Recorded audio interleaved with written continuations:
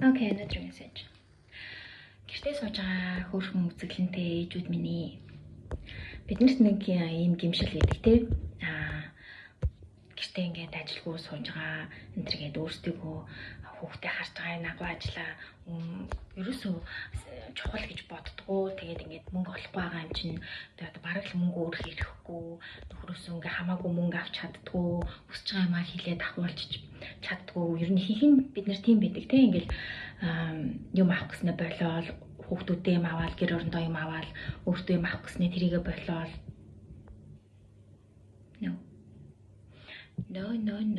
No.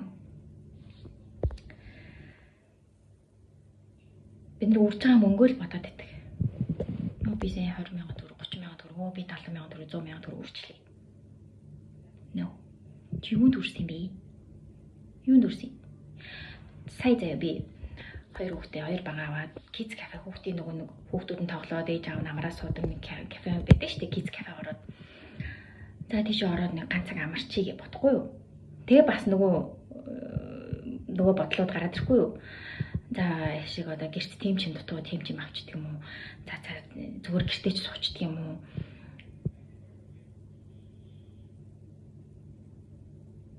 No.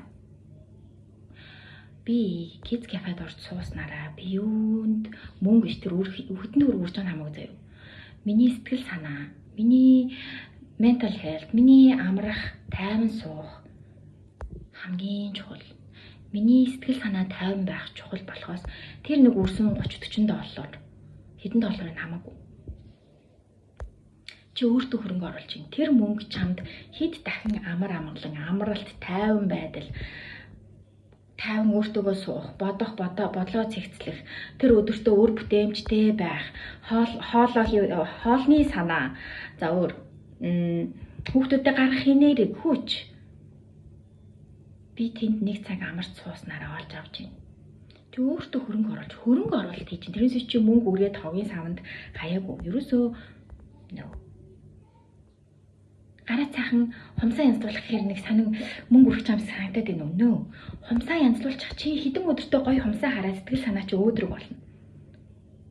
Гоо сайханд орох гэхээр нөөстэй нөхрийн мөнгийг үрдлээ бла. Хэд хоногтоо чи сайхан сэтгэл санаа сайхан аз жаргалтай байна шүү дээ. Чи өөртөө хөрөнгө оруулж байна.